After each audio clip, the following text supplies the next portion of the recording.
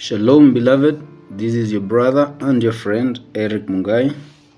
I just felt led by the Spirit to record some podcast concerning grief in the wake of the many things that are happening in our country. You see, there are deaths everywhere. People are hurting. People are in pain. People are grieving. Some don't understand what they're going through. It's a roller coaster of emotions. You see, the Bible tells us, when thou art encouraged, strengthen thy brothers.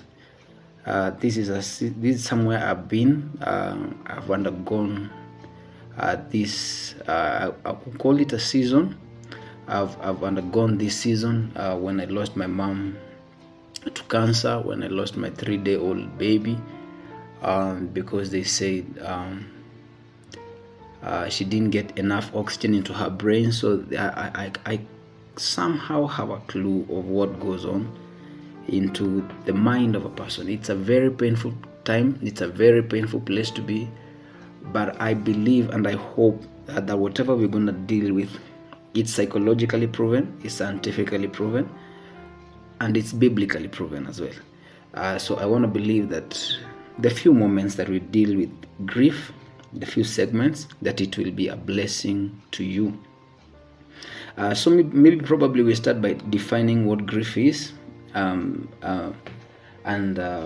Grief is mainly a pattern of psychological and physiological responses a person experiences after a loss of a valued person, object, belief, or relationship. All right, so it's not only in death. Sometimes people grieve when they have been divorced. You had a healthy relationship, a long-term relationship, and all of a sudden you're jilted. You grieve a lot. All right, so grief is a reaction to perception of loss. It's the numbness, the sadness, the anger, the regret, all rolled up into one. You get all those roller coaster of emotions. So there are different types of reactions when it comes to grief. There are mainly emotional reactions, there are cognitive reactions, there are behavioral reactions, there are some social reactions, and then there are spiritual reactions. So let's deal with each briefly, and I believe that the Lord will be a blessing to you. So when you're talking about emotional reactions, we are talking mainly about feelings. It's mainly about feelings. They include sadness. These are you're just feeling low. You're feeling disillusioned. I remember when I lost my mom, I didn't feel like anything was worth in this lifetime. I never thought that I could ever live another day without that woman in my life. Right? Another feeling you feel during this period is anger. You're just angry. It's a very confusing feeling in that you can be very angry at a number of people for a number of reasons. Right? You might be angry at the dead. Why did you leave? Why didn't you fight? Why did you leave me? You might be angry at yourself for not being there for the departed soul. I remember when my mom took ill, I was in Dubai, and every time I tried to come in, I was quarantined because it was at that season of COVID-19, 2019-2020. So every time I tried to make an attempt to jet in home, they could isolate me, demand some COVID certificates, and I just came back to Kenya a day before the burial. So you are mad at very many things, and at the same time, as the only son, I had to stand strong for my sisters. I had to be there for my family. I had to show them that we got this, that we're gonna move on. It's really a trying time. I tell you the truth. So you might be angry at yourself for not being there for the departed soul. You might be angry at the doctors, the nurses. You might be angry at the nurses. You might be even angry at God. In short, these emotional feeling projects the frustration on anything and anyone. You are just angry. You are just angry. All right. Then again, from anger, you shift to guilt. You shift to guilt and self-reproach, especially if you feel like you didn't spend quality time with the departed soul, or you were not there for them while they were suffering, or you did not get a chance to make amends with them. It's really painful. It is really painful. So I kept asking myself, I wish I wish I flew back home earlier. I wish I never went back to Dubai. I wish. There are very many wishes. You're just feeling guilty. You're just feeling a sense of self-reproach. But guess what? You just have to come to a position where you accept. Because even if you beat yourself down, no matter what you do, you cannot raise the dead. David said, I cannot go where my son is. So my son cannot come back to me, but I can follow him where he has gone. All right. So again, you feel lonely, you feel helpless, particularly those who are very close to the dead person on a regular basis. Death endangers helplessness because our destinies are intertwined, and every person plays a peculiar role, whether in the family setup, whether in the society, whether in the church, or whether in the nation. All right. You feel helpless. You've known this person for a number of years. You've interacted with this person. You know every one of us brings a flavor. And now you no longer have that person ever again. All right. Then there's the feeling of shock and numbness. It is common, especially in the case of sudden death. For example, in accidents, you are okay with somebody in the morning and all of a sudden they are no longer there. All right, maybe it's an accident, maybe they committed suicide. You get into a shock. It is a state of lack of feelings, and the mourner feels numb. This mostly occurs because there are too many feelings to deal with, and permitting their expression will be quite overwhelming. So what the body does, it enters into a shock to numb the feelings and then start releasing them by and by. All right. So the other one is cognitive reaction. This is you're in disbelief. A person is in denial and don't want to believe that it happened, especially if it was sudden. You don't want to believe. Preoccupation is another one. It is an obsession with the thoughts of the deceased. Sometimes obsession takes the form of intrusive thoughts or images of the deceased suffering and dying. In other words, in your mind, if you saw that person suffering, you're so obsessed with that picture, you're preoccupied with that picture. Have you ever noticed that people trend the most when they die? Can you ask yourself, why do people trend the most when they die? It's preoccupation. You want to identify with the deceased. You desire even to go to your archive and see whether you have a picture of them. You want to post them on social media because you want to identify with that person. All right. There are other people in cognitive reactions who have a sense of presence.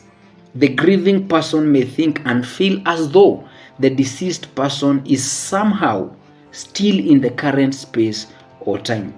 For example, if I may use our Bishop Alan Kuna, you may feel some people say, when they go to the headquarters, Parklands, I felt that like the bishop was here. I felt like his spirit was here. I felt he was watching over us. They're just trying to, it might be so, but it might not be so.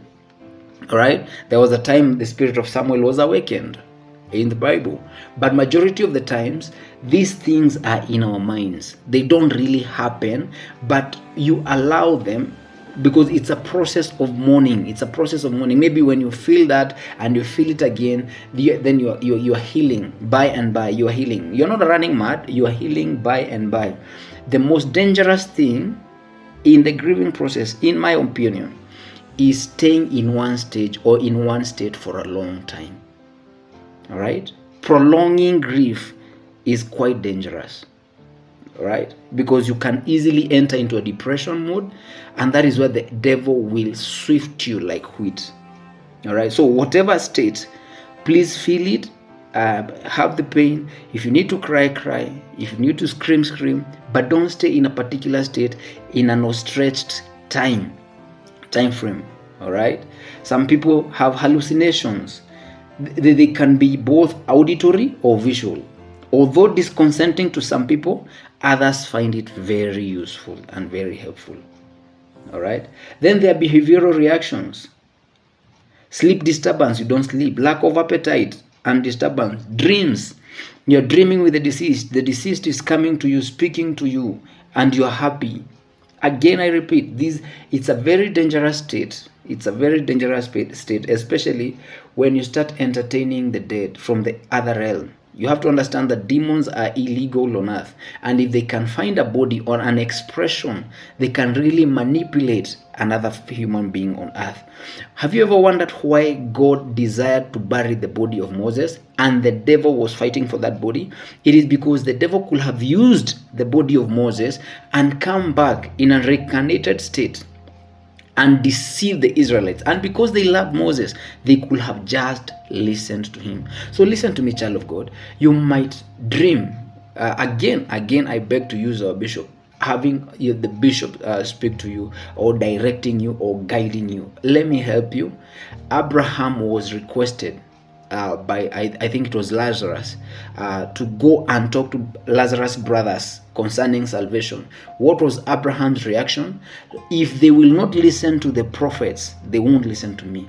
I submit to you, child of God, with all humility, that there are enough men of God in the planet to be used of God to direct your step. And furthermore, you have the Spirit of God. So don't have interactions with the dead now completely. All right. Another behavioral reaction is irritability. You are irritable, aggressiveness, restlessness, and excessive activity. You just want to keep yourself busy. You don't want to leave any idle time, because you might relapse and start thinking about them, and you're really trying to ignore that. All right. Then there are social reactions, feelings of detachments from others, isolating yourself from others, and withdrawing completely. All right. You just want to be left alone. You don't want anybody to console with you. You don't want anybody to comfort you. You just want to be alone. It's a social reaction. It's normal. But again, don't stay in one state for a long time. It's not healthy. Another reaction is the spiritual reactions. All right? They include questioning the reason for the loss, the purpose of pain and suffering, the purpose of life, the meaning of death. All right, you have to understand that your perspective on death really influences the grieving process. All right, and it is influenced by how you view death. The most difficult thing, I believe, as a minister, what I've gone through in my short years in ministry, little years, I'm just a small boy, making very many mistakes and learning on the go.